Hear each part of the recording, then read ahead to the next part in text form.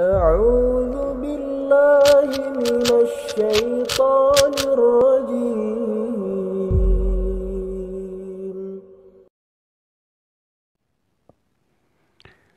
Bismillahirrahmanirrahim. Alhamdulillah alladzi ahyana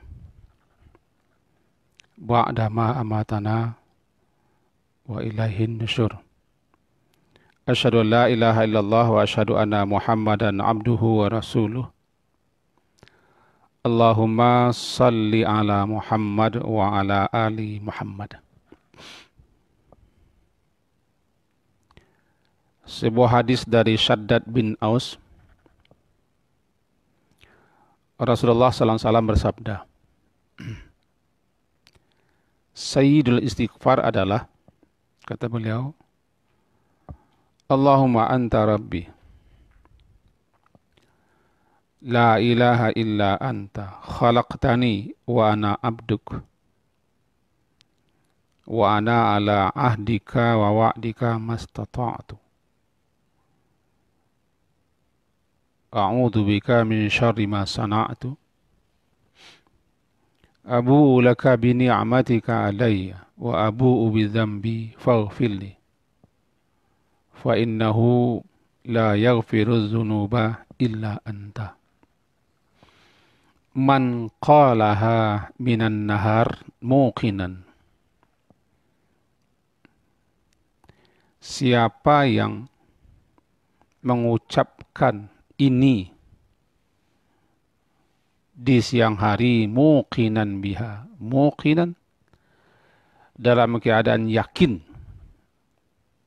dengan ucapan ini dan yang terkandung di dalamnya, famata min yaumihi, maka ditakdirkan dia mati pada hari itu, qabla ayyumsi, sebelum sore harinya, fahuwa min ahlil jannah, maka dia termasuk penduduk penghuni surga. Wa man qalaha minal laili wa huwa muqinun biha, dan siapa yang membacanya di malam hari sementara dia itu yakin dengan apa yang dibacanya ini, isi dan kandungannya, famata qabla ayyusbih, maka lalu dia ditakdirkan mati di malam hari itu sebelum subuh datang, fahuwa min ahlil jannah, dia termasuk penghuni surga. Hadis ini diriwayatkan oleh Imam Bukhari. Lafaz ini, kata Rasulullah, Sayyidul istighfar itu adalah Allahumma anta rabbi. Secara bahasa, arti Sayyid itu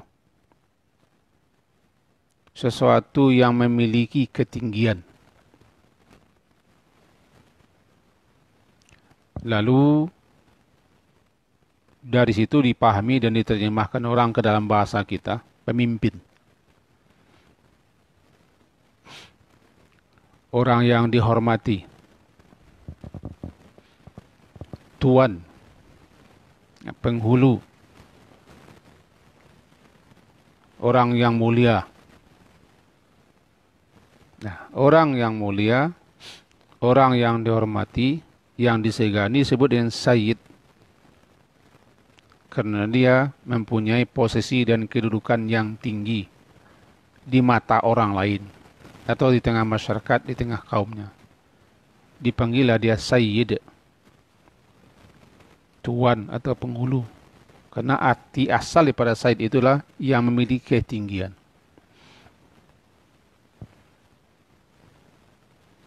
Pemimpin di suatu kaum, di suatu negeri, dipanggil juga Sayyid.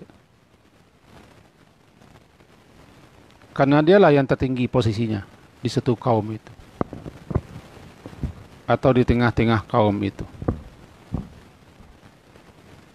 Sehingga dia patut dan pantas mengepalai atau memimpin kaum. Biasanya orang itu memiliki kebaikan, kemuliaan, dan keutamaan. Sayyid. Di Sumatera Barat, Minang ini yang paling banyak sayyidnya. Sayyidi, Sayyidi Batuah, Sayyidi Mengkuto, Sayyidi Marajo. Bahkan di Pariaman tuh umumnya orang sayyid semua. Tentu saja bukan sayyid itu yang dimaksud. Yang jelas sayyid itu adalah pemimpin, tuan, penghulu. Karena posisinya, karena kedudukannya begitu tinggi dan mulia, dipanggil sayyid. Sehingga sesuatu yang mulia, yang tinggi, disebut dengan sayyid. Maka dipanggillah Sayyidina Muhammad misalnya, Sayyidina Abu Bakar, Sayyidina Umar, Sayyidina Uthman, Sayyidina Ali. Karena untuk menghargai, untuk memuliakan. Karena pada diri beliau-beliau itu dapat keutamaan, ketinggian, pribadi yang baik. Nabi Muhammad sering dipanggil orang Sayyid. Sayyidina Muhammad. Allahumma salli ala Sayyidina Muhammad. Barangkali alasannya begitu. Dipanggil beliau Sayyid karena tingginya kedudukan beliau. Tetapi kata ulama sebagian, yang paling tinggi itu bukan Sayyid, Rasul. Dipanggil Rasul beliau berarti telah dipanggil dengan kedudukan yang paling tinggi. Dan tidak ada lagi di atas itu tinggi. Rasul, Nabi Allah. Nah, tentu kita tidak akan memperpanjang masalah ini. Nanti timbul pula polemik antara panggil Sayyidina, tidak Sayyidina kepada Nabi. Fokus kita tidak itu. Hanyalah memahami arti kata Sayyid. Lalu kata Rasulullah, Sayyidul Istighfar. Berarti pemimpinnya, penghulunya, tokohnya, puncaknya daripada semua istighfar adalah ini. Allahumma anta rabbi la ilaha illa anta. Yakni apabila semua lafaz-lafaz, ucapan-ucapan istighfar dikumpulkan semua, seakan-akan ucapan istighfar ini adalah rakyat atau kaum atau masyarakat atau anggota atau tokohnya, pemimpinnya, pucuknya adalah Sayyid ini, Sayyidul Istighfar. Sayyidnya, tuannya, penghulunya adalah ini. Allahumma anta rabbi la ilaha illa anta khalaqtani wa ana abduk, dan seterusnya. Kenapa doa ini disebut dengan Sayyidul Istighfar? Yang jelas, doa ini termasuk perkara ibadah. Tentu saja yang paling tahu adalah Allah. Kenapa diberi dengan Sayyidul Istighfar bacaan ini? Tentu saja yang paling tahu di antara manusia adalah Nabi Muhammad SAW. Karena beliau yang menyebut seperti itu, Sayyidul Istighfar, Allahumma anta rabbi la ilaha illa anta. Tetapi tentu saja tidak disangsikan lagi. Jika dicari, diselidiki, diteliti, dipahami, kenapa bacaan ini disebut dengan Sayyidul Istighfar, akan ketemu itu. Nah, para ulama menyebutkannya dari sisi pandang mereka yang berbeda-beda. Doa ini, Allahumma anta rabbi la ilaha illa anta, adalah doa yang sangat agung, ya. Sangat tinggi, sangat mulia, dan sangat istimewa. Karena apa? Dari segi maknanya, bagi orang ahli bahasa itu, di situ terdapat makna-makna yang mempesona, makna-makna yang menawan, makna-makna yang mengagumkan. Dipandang sisi bahasa saja dulu, kandungan maknanya mempesona. Begitu menawan, indah, mengagumkan. Cuma karena kita tidak ahli bahasa, itu ahli bahasa Arab, tentu saja kita tidak terlalu memahaminya. Tapi percaya sajalah orang yang ahli bahasa, tentu mereka yang mengetahui kata mereka, kandungan makna lafaz Sayyidul Istighfar itu sangat mempesona, menawan, mengagumkan. Tinggi nilai sastranya. Kata mereka, iakan sajalah, karena kita tidak ahli bahasa. Lebih Pak Del kan sama kita nih. Iakan sajalah, ini istimewa ini. Orang kalau tidak tahu nilai sesuatu, tentu dia tidak akan menghargainya. Jelas itu. Kita tidak akan tahu keistimewaan kenapa namanya Sayyidul Istighfar kalau kita tidak pernah memahaminya. Cukuplah kita pegang kata Rasulullah itu. Man qalaha minan nahari muqinan biha. Itu saja sudah cukup itu. Man qalaha minan nahari muqinan biha. Atau waman qalaha minal laili wa huwa muqinum biha. Siapa yang membacanya di siang hari sementara dia yakin dengannya apa? Ya dengannya bacaan ini. Di situ pentingnya kita memahami apa yang kita baca. Bagaimana akan timbul yakin kita tidak tahu artinya, maksudnya, isinya. Lebih-lebih yang tadi, kita tidak orang Arab, bahasanya bahasa Arab. Itu jangan hanya andalkan hafal dan dapatnya. Ini zikir, ini adalah doa, ini adalah istighfar. Zikir mengingatkan kita kepada Allah. Tentu kita harus tahu supaya kita ingat kepada Allah isinya. Doa adalah permohonan kita kepada Allah. Tentu kita paham juga apa yang kita mohonkan. Ini adalah Sayyidul Istighfar. Permohonan ampun ini puncaknya. Tentu juga harus kita paham apa isinya. Akhirnya kita harus mengetahui ini. Karena Rasulullah sudah mengatakan siapa yang yakin, percaya dia dengan ucapan ini, kandungan isinya, mati dia di siang harinya. Sampai sebelum sore datang. Dia termasuk min ahlil jannah. Hebat. Termasuk penghuni surga. Atau mati dia di malam hari sebelum subuh datang dalam keadaan yakin dengan ucapan ini, maka dia juga termasuk min ahlil jannah. Ini saja sudah cukup. Tidak ahli bahasa pun kita tidak mengerti, paham maksud dan tujuannya, betapa tinggi nilai sastranya, ini saja kita yakini dan mengerti kita apa yang kita baca, paham kita apa yang kita baca, sudah.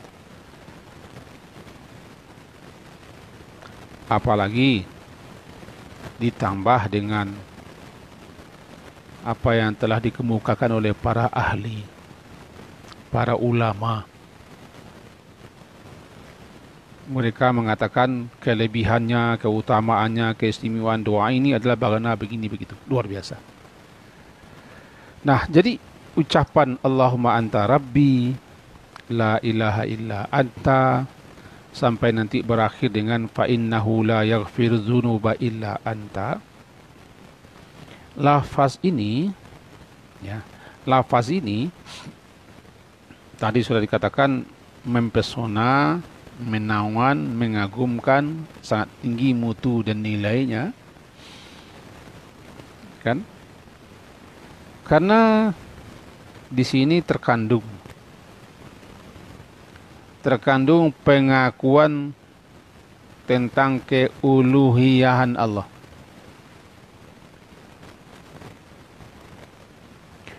Terkandung dalamnya ubudiyah, hanyalah kepada Allah saja. terkandung masalah rububiyah. Apa itu rububiyah?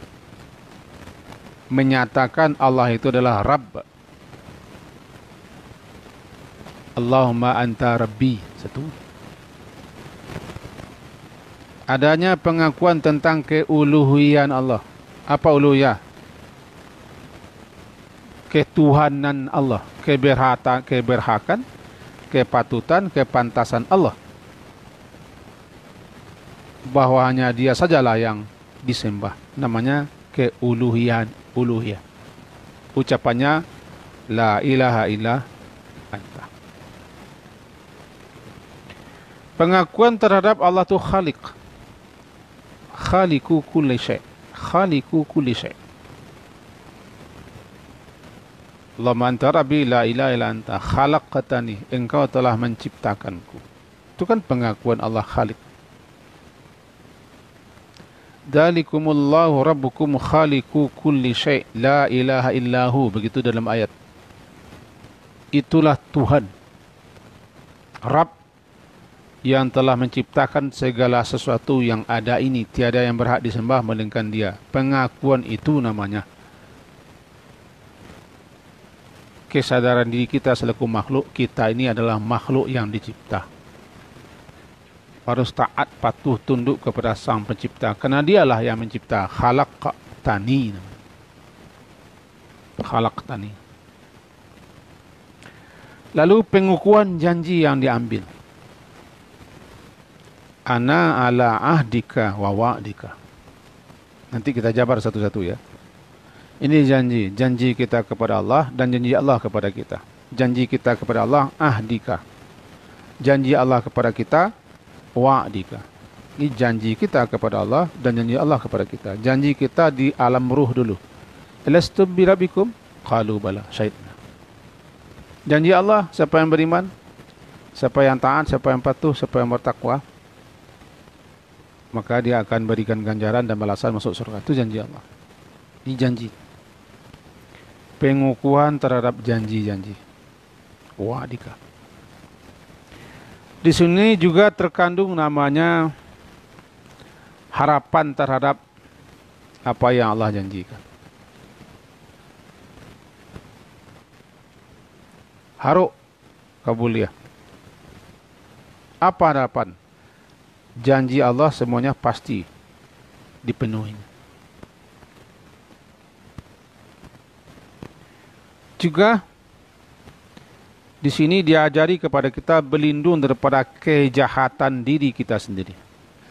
Dari kejahatan perbuatan kita sendiri. Diri kita berpotensi untuk jahat, untuk buruk, untuk jelek.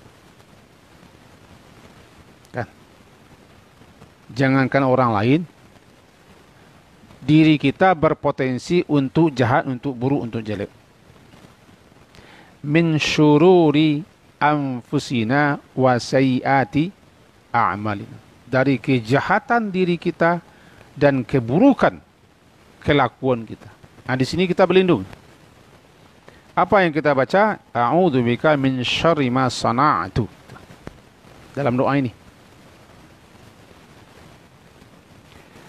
Kemudian juga di sini diajarkan pengaitan nikmat kepada pemberinya. Pengakuan bahwa nikmat itu hanyalah datang dari Allah semata. Dan nikmat itu punya Allah yang diberikannya kepada kita. Abu ulaka bi ni'matika alayya. Aku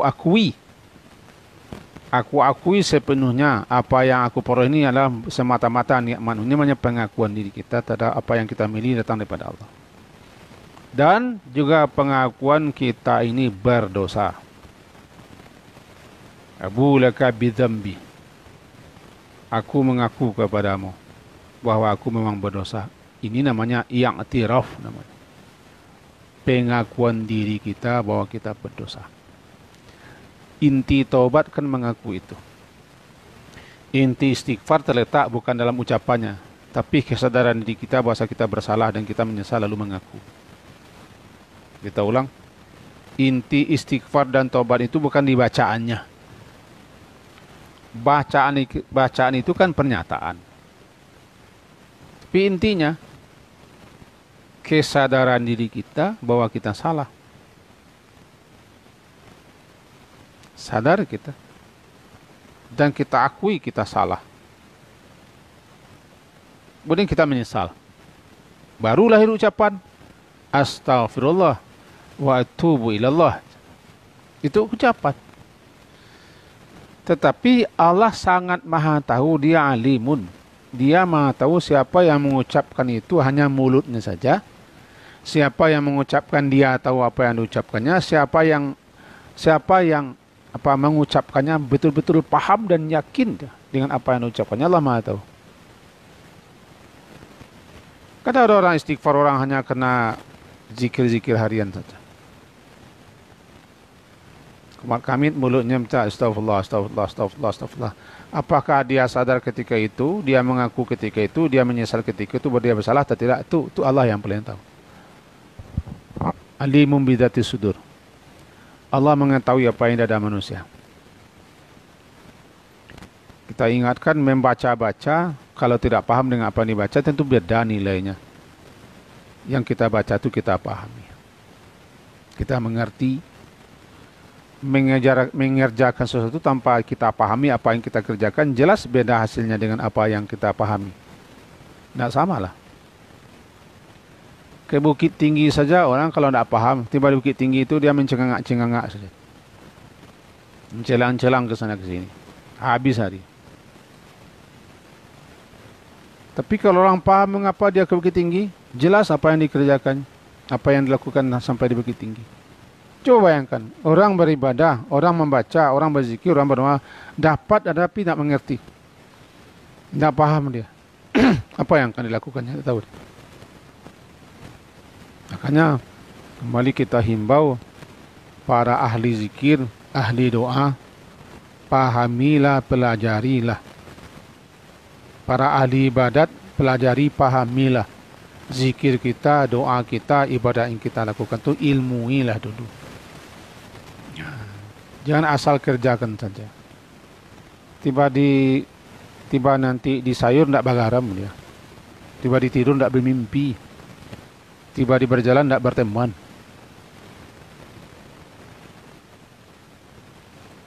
Hambar rasanya. Tidak mengerti. Nikmat sesuatu itu kan lantaran dikunyah-kunyah. Kecil orang awak, lama daging akan dikunyah-kunyah. Coba lulur sajalah daging itu, tidak enak dia. Gitu juga lafaz-lafaz istighfar, apapun bacaan-bacaan ini, nikmatnya terasa kita paham apa yang kita baca. Indahnya, pesonanya, menawannya, mengagumkannya bacaan sedulur istighfar ini kalau kita paham. Ini ujungnya, ujung bacaannya. Apa ujungnya? Ujungnya Abu ulaka bizambi. Aku mengakui dosaku. Aku akui, ya Allah, aku ini berdosa.